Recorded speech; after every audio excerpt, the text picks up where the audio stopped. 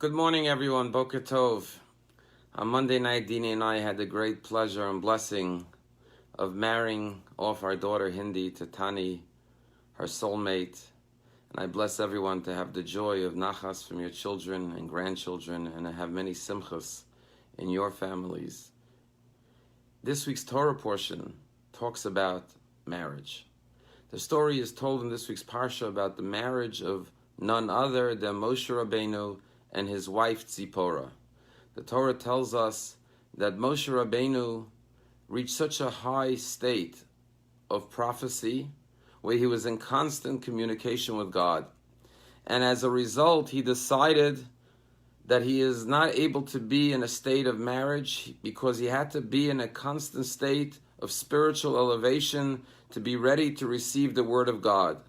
And so Moshe Rabbeinu separates from his beloved wife Tzipora, who he had married back in Midian when he was a fugitive fleeing from Egypt, the mother of his two children, Gershom and Eliezer. And the Torah tells us that Miriam, the sister of Moshe, was very disturbed and perturbed by his brother separating from his wife. And so she goes to her brother Aaron to discuss what Moses did in separating from his wife Tzipora. And at this point, the Torah tells us at the end of this week's Parsha, B'haloscha, that God appears to Aaron and Miriam. And God rebukes Miriam, and God says, Miriam, how did you not fear? Madua lo yireisem. How could you not fear to speak against my servant Moses?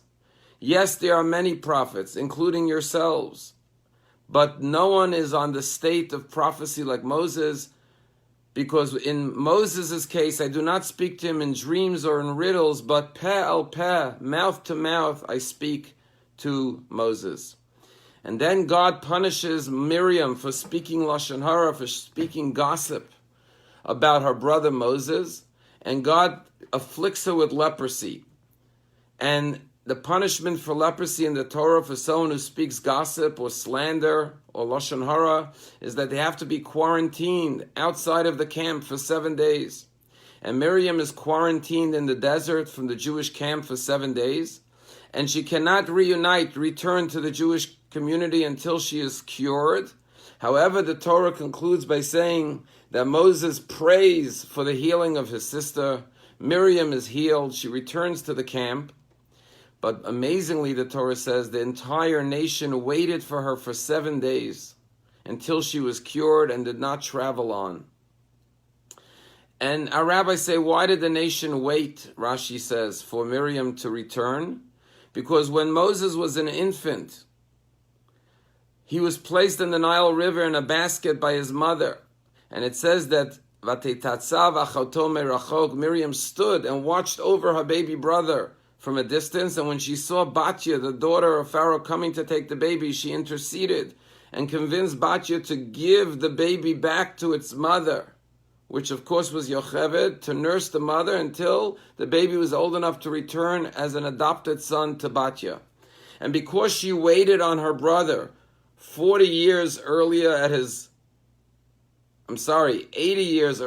his birth, so now she was repaid. That the entire nation waited for her to be reunited with the camp before they can travel on. And there are two questions.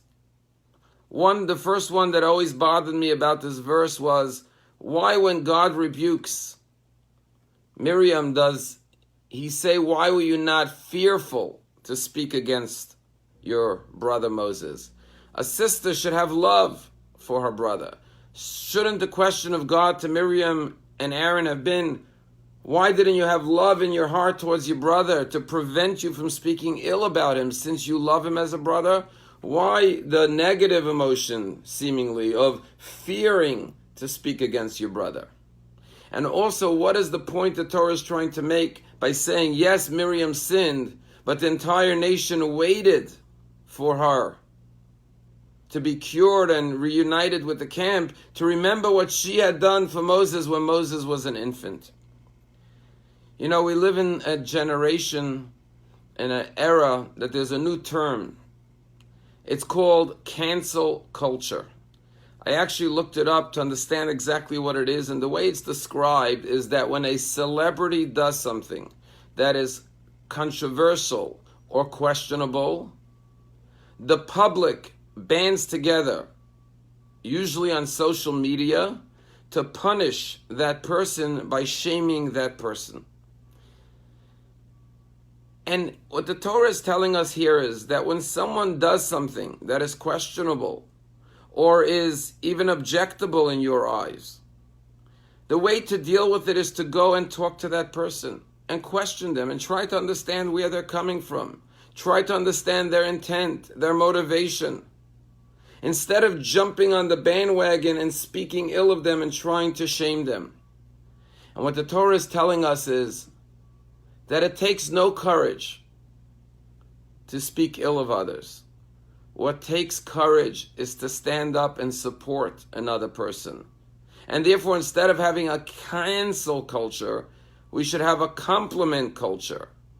To go against the grain, to go against what people are doing in pointing fingers and shaming others, but trying to support others and understand. And you can question them, but do it directly. Don't do it in a public setting. Don't speak to others. And this is why the Torah says to Miriam, God says, you had so much courage. When your parents, Amram and Yocheved, our rabbis say, separated from each other because of the harsh decree that Pharaoh said, any male baby that will be born will be drowned in the Nile. And your mother and father, Amram and Yocheved, said, let's stop having children. Let's separate as a husband and wife, because if we have a boy, the baby will be drowned. But you stood up to your parents with courage. You were fearless. And you said to your mother and father, you said, Dad, Amram, she said to her father, you are worse than Pharaoh. And when her father said, how could you accuse me of being worse than Pharaoh? Pharaoh was the Hitler of the generation. He was evil. And she said to her father, Dad, Pharaoh only decreed death on the boys, but by you and mommy not having children, you are decreeing death on the boys and the girls. And it was because of those words of courage that she stood up as a little girl of 9 years old to her parents, that her parents reunited and gave birth to Moses. And when they did that, all of the Jewish nation followed his example as a leader of the generation and resumed having children. And then she stood by the Nile once again with courage, fearlessly protecting her baby brother. And when she saw the daughter, the princess of Pharaoh, coming to the Nile, she intervened, and saved her baby's life. And therefore God says to Miriam, why did you not fear to speak against your only brother, the leader, Moses, to your one and only brother, Aaron? Why didn't you have the courage to speak to Moses directly? Where is the courage and the fearlessness you showed as a little girl when you protected him? Use that courage now to protect him again, to look out for his best interest, not to speak ill about him. And therefore God says, Madua lo yeresim, why were you not afraid? Why didn't you have that same courage? But however, God says, I want you, Miriam, to learn from your past. The nation will wait for you for 7 days to reward you for what you did, to remember how you showed such love for your brother as you protected him. You even initiated his birth by encouraging his parents to come together. That is the love you have to reclaim now on behalf of your baby brother. And that's the message for the Jewish people as they waited 7 days for Miriam. We as a nation, as a people, always have to be there to help and support each other as Miriam did as a little girl. Never to undermine, to undercut, to hurt, to diminish each other. Yes, there are times people will say things and do things that are questionable. However, the way to do it is to approach them directly with the same courage that Miriam stood up to her parents. She didn't go behind their back and speak ill of them. She went and said, Mom and Dad, why are you separating? And it was that courage that led to their reunification and the birth of Moses. Nothing good comes out of speaking behind people's back, But tremendous good can come when we confront the people that we have questions about, and we open up a conversation, a dialogue, and we initiate change through positive words, never through negative words. I want to share with you a story that happened in Israel. There was a young couple that got married, and the family was celebrating the Shever Brachot, the 7 days of festivities with the bride and the groom. And as is customary in Israel, many times, both families will go to a hotel for Shabbat, for the Shever Brachot, for the 7 festive meals. And on Shabbat, the families will gather and celebrate Shabbat together and have the Shever Brachot, the celebratory meals with the bride and the groom. Well, these two families came together. And this groom had a grandmother. And her custom was that when any of her grandsons got married or granddaughters, she would always purchase the diamond ring for her grandson's brides. And she was a well-to-do woman. She would buy them a beautiful diamond ring.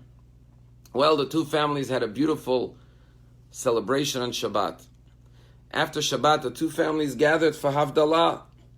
And of course, one of the rituals at Havdalah is the blessing over the fire. And everyone lifts their hands and looks at their fingers to the light of the flame of the Havdalah candle. And when everyone raised their hands, the bride raised her hands, and she noticed her diamond ring was missing. After Havdalah, she said to her groom, "I don't know where my ring is." And everyone started to say, "Could you look around? The bride can't find her diamond ring that she just got 3 days ago under the chuppah or right after the chuppah." Everyone looked and they could not find it. Both families, the siblings, the cousins, the grandparents. And finally, the groom said, Shabbos afternoon, they were at a hotel on the boardwalk in Tel Aviv. They said, maybe we went for a walk in the afternoon. Maybe the ring slipped off her finger. So it was dark. They couldn't go look at the beach. So they made up that the whole family would get up at the crack of dawn and they would walk the beach. We re-walked the steps of the bride and the groom to look for the ring. Next morning at 6 a.m., the whole family was on the beach, and they walked and they walked and they searched and they looked. To no avail, the ring could not be found. The girl was devastated. First of all, she lost her diamond ring. Very disconcerting to lose your ring 3 days after the wedding. But furthermore, the whole family knew about it. It was embarrassing. It was humiliating. And she felt that her new family, the groom's siblings and in-laws and grandparents, were judging her and looking down on her, being critical of her. Without saying it, they were giving her their eyes like, what kind of a young woman are you? You get a brand new diamond ring, an expensive one, and you lose it 3 days after the wedding? How irresponsible could you be? And the poor girl suffered the hurt, the loss, and the shame in silence. About 7 months later, this newlywed couple was in their apartment getting ready to go to shul on Kol Nidre night for Yom Kippur.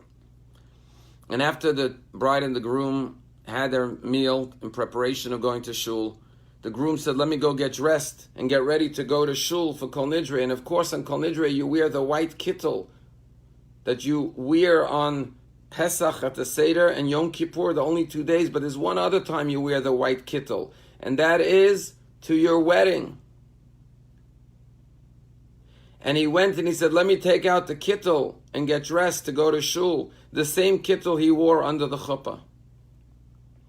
And when he came out and he put on his kittel, suddenly he put his hand into the pocket. And he said, oh my gosh. And he pulled out the diamond ring. She couldn't believe her eyes to see the diamond ring. And she said to him, that's my ring. What's it doing in your pocket?